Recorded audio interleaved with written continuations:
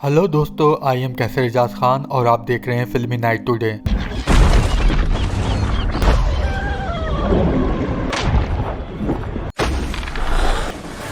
दोस्तों, आज की मूवी का नाम है दी शैलोज। मूवी स्टार्ट होती है एक बीच से, जहाँ पर एक बच्चा फुटबॉल से खेल रहा होता है, जिसे वहाँ बीच के किनारे पर से एक हेलमेट मिलता है। वो इसको उठा लेता है और वो देखता है कि उस पर कैमरा लगा हुआ है, और जब वो उसे प्ले करता है तो वो वीडियो में एक आदमी को मरता हुआ देखता है। वो कैमरा लेकर अपने घर की तरफ जल्दी से भागता है। अब यहाँ सीन चेंज होता है और मूवी जाती है एक दिन पीछे, जहाँ हम देखते हैं मूवी की हीरोइन को, जिसका नाम नैन्सी है। नैन्सी यहाँ मैक्सिको में एक बीच पर जा रही होती है और साथ में मोबाइल पर पिक्चर देख रही होती है। तभी उससे कार का ड्राइवर पूछता है, क्या ये तुम्हारी पिक्चर हैं? यहाँ नैन्सी उसे बताती है, नहीं, ये मेरी मॉम्स की पिक्चर हैं, जो उन्होंने उसी बीच पर क्लिक करी थी जहाँ जाने के लिए मैंने तुमसे लिफ्ट ली है। और मैं मैक्सिको सिर्फ इसीलिए आई हूँ ताकि मैं इस बीच को देख सकूँ जहाँ मेरी मॉम कभी आई थी। फिर मोबाइल पर उसकी दोस्त का SMS आता है कि मैं वहाँ बीच पर शाम तक आऊंगी क्योंकि मेरी तबीयत खराब है। जिस पर नैन्सी बोलती है, ये हर बार मेरे साथ ऐसा ही करती है। उसके बाद ये लोग बीच पर पहुंच जाते हैं और नैन्सी उस आदमी का शुक्रिया अदा करती है क्योंकि उसी ने नैन्सी को इस बीच का पता बताया था और अपनी कार में लिफ्ट भी दी थी। फिर नैन्सी उस बीच की खूबसूरती को देख रही होती है और साथ में अपनी मॉम को भी याद कर रही होती है, जो अब इस दुनिया में नहीं है। उसके बाद नैन्सी बिना टाइम जाया करे अपनी सर्फिंग बोट को रेडी करके बीच के पानी में चली जाती है, जहाँ पर वो उन बड़ी तेज लहरों को एंजॉय करती हुई समंदर में आगे बढ़ती रहती है। यहाँ काफी आगे आने के बाद वो देखती है कि वहाँ दो लड़के भी सर्फिंग के लिए आए हुए होते हैं, जो नैन्सी से बोलते हैं, पानी में थोड़ा ध्यान से रहना क्योंकि पानी में जेलीफिश बहुत ज्यादा है। नैन्सी बोलती है, ठीक है, मैं ध्यान रखूंगी। फिर वो नैन्सी से पूछता है, तुम्हें इस बीच के बारे में किसने बताया, क्योंकि यहाँ कोई आता नहीं है। नैन्सी बोलती है, मेरी मॉम ने।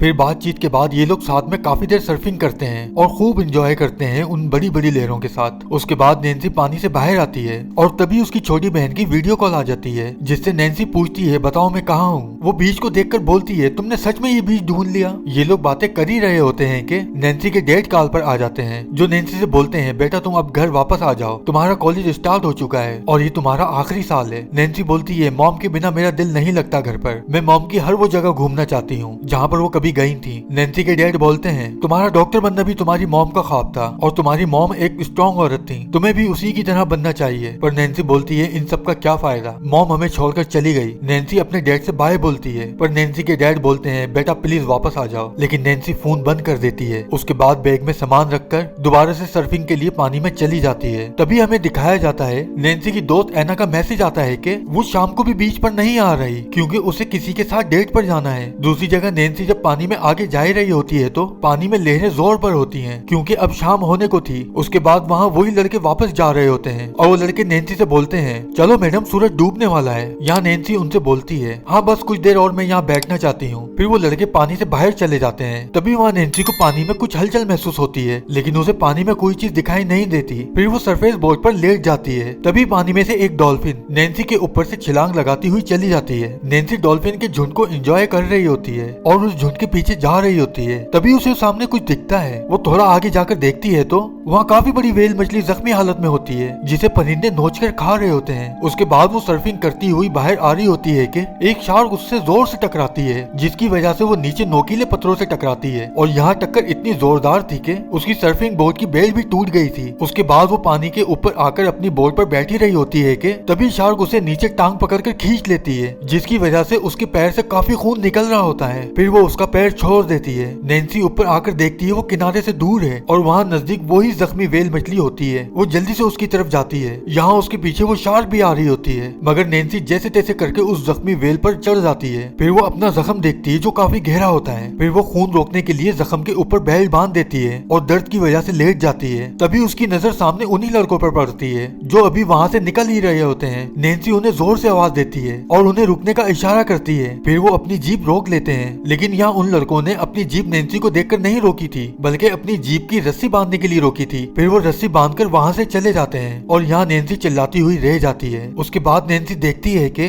शार्क दूर जा रही है और वो सोचती है कि उसे वहाँ से किस तरफ जाना चाहिए क्योंकि वहाँ से किनारा काफी दूर होता है। फिर उसे वहाँ एक छोटी चट्टान दिखती है। तभी वो देखती है कि शार्क बहुत ही तेजी से उसकी तरफ आ रही होती है और वो करीब आकर जोर से उस जख्मी व्हेल को टक्कर मारती है, जिससे वो जख्मी व्हेल पलट जाती है और यहाँ नैन्सी उस पर से छलांग लगा देती है और तेजी से उस छोटी चट्टान की तरफ बढ़ रही होती है। और जब वो उस चट्टान पर चढ़ रही होती है तो उसके पैर में पत्थर चुभ जाता है, लेकिन वो उस पर चढ़ जाती है और फिर वहाँ खड़े होकर अपने चारों तरफ देखती है। उसके बाद वो देखती है यहाँ उसके पैर से काफी खून निकल रहा होता है। फिर वो अपनी एयर रिंग उतारती है और अपने चैन लॉकेट की मदद से उस जख्म को स्टिच करती है और फिर अपनी जैकेट उस पर कसकर बांध देती है। वहीं एक परिंदा भी बैठा होता है जो जख्मी होता है। उसके बाद नैन्सी ये सोचकर वहाँ लेट जाती है कि कोई ना कोई जरूर यहाँ आ जाएगा उसकी मदद के लिए। उसके बाद सीन शिफ्ट होता है रात में, जहाँ पर हमें प्लेन सिग्नल टावर दिखाया जाता है जो वहीं पानी में नैन्सी के करीब होता है। यहाँ नैन्सी टाइम देखती है और रात के 1:21 बज रहे होते हैं। नैन्सी यहाँ सोने की कोशिश कर रही होती है, लेकिन इस जगह सर्दी और नोकदार चट्टान पर सोना बहुत मुश्किल हो रहा होता है। उसके बाद वो सर्दी से बचने के लिए अपनी जैकेट को जख्म पर से खोलती है, फिर उसकी एक आस्तीन अपने दांतों से खींचकर फाड़ देती है और उसके बाद जैकेट को पहन लेती है और आस्तीन को सॉक्स की तरह टांग के जख्म पर चढ़ा लेती है और फिर दर्द में थक कर लेट जाती है। फिर कुछ देर बाद वहाँ काफी बड़ी बड़ी मकड़ियाँ आ जाती हैं, जिनसे डरकर वो उठ जाती है और उन्हें वहाँ से मार के भगा देती है। और अब यहाँ आहिस्ता आहिस्ता सुबह भी होने लगती है। तभी उसे सामने अपनी सर्फिंग बोर्ड दिखती है। फिर वो अपने चारों तरफ देखती है और जब उसे कहीं शार्क नहीं दिखती तो वो पानी में उतरती है, लेकिन यहाँ अभी भी उसके जख्म से खून निकल रहा होता है। वो आहिस्ता आहिस्ता बोट की तरफ जा रही होती है कि उसे सामने शार्क दिख जाती है और वो जल्दी से दोबारा चट्टान पर चढ़ जाती है। फिर वो सामने देखती है कि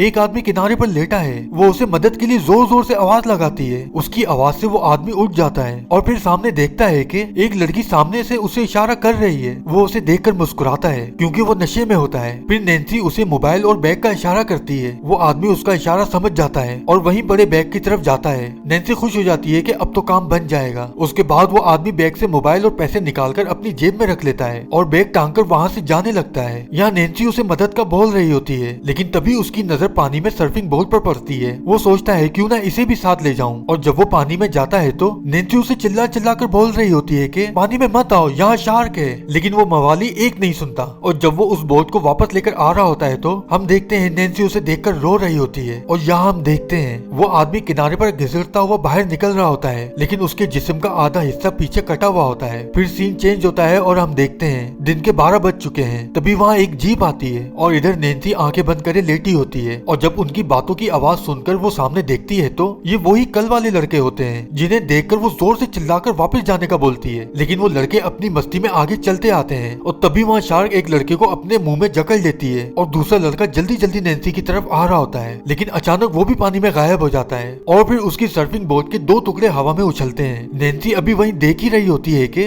तभी उसके पीछे से वो लड़का उसे मदद के लिए बोल रहा होता है। नैन्सी उसे ऊपर खींच ही रही होती है कि पीछे से शार्क उसे खींचकर अपने साथ ले जाती है। अब यहाँ दिन के 3 बज चुके हैं और यहाँ नैन्सी मदद के इंतजार में बेहाल पड़ी होती है। उसके बाद शाम के 6 बज जाते हैं और नैन्सी देखती है कि शार्क अभी भी वहीं राउंड राउंड घूम रही होती है। उसके बाद नैन्सी को वहाँ उस लड़के का हेलमेट दिखता है जिस पर कैमरा लगा होता है। नैन्सी उसे उठाने का सोच रही होती है और फिर वो अपनी घड़ी में शार्क का टाइम नोट करती है कि वो एक राउंड कितने टाइम में लगा रही है। उसके बाद वो 30 सेकंड का अलार्म सेट करके सामने उसी हेलमेट को उठाने जाती है, लेकिन वो उस हेलमेट को उठा नहीं पाती और तभी अलार्म बजने लगता है और वो ऊपर होकर बैठ जाती है। उसके बाद वो दोबारा से 30 सेकंड का अलार्म लगाकर उस हेलमेट को उठाने जाती है। तभी वहाँ शार्क उस पर हमला कर देती है। पर यहाँ नैन्सी की किस्मत अच्छी होती है क्योंकि जिस जगह वो खड़ी होती है वहाँ नीचे चट्टान काफी ऊंची नीची होती है, जिसकी वजह से शार्क वहाँ फंस जाती है और यहाँ नैन्सी जल्दी से वो बड़ी वाली चट्टान पर चढ़ जाती है। उसके बाद वो कैमरे की रिकॉर्डिंग देखती है जहाँ पर वो देखती है कि जब शार्क ने अपना मुंह खोला था तो उसको जूम करके वो देखती है कि उसके हलक में कुछ चाकू जैसी चीज घुसी हुई होती है। फिर वो सामने प्लेन लाइट टावर को देखती है और बोलती है शायद ये 30 या 40 फीट दूर होगा और वहाँ तक पहुँचने में तकरीबन 1 मिनट लगेगा। क्या मुझे उस टावर पर जाना चाहिए? और अब 6:11 हो चुके हैं। फिर वो कैमरे पर रिकॉर्डिंग करती है कि मेरा नाम नैन्सी है और मैं यहाँ कल से फंसी हुई हूँ क्योंकि एक आदमखोर शार्क यहाँ पे मौजूद है। फिर अपने जख्म के बारे में बताती है और बोलती है मैं मदद का वेट कर रही हूँ और फिर अपनी छोटी बहन और डैड को मैसेज देती है कि मैं आप दोनों से बहुत ज्यादा प्यार करती हूँ। और फिर आगे बोलती है कि अगर मुझे यहाँ कुछ हो जाए तो मैं अमेरिका के शहर टेक्सास में रहती हूँ, प्लीज ये वीडियो टेप मेरी फैमिली तक पहुँचा दें। उसके बाद वो कैमरे को हेलमेट में लगाकर पानी में फेंक देती है। फिर वहाँ कुछ देर बाद वो देखती है कि पानी चट्टान पर चढ़ता जा रहा है और वहाँ काफी सारी जेलीफिश भी आ रही होती है और साथ में वो ये भी देखती है कि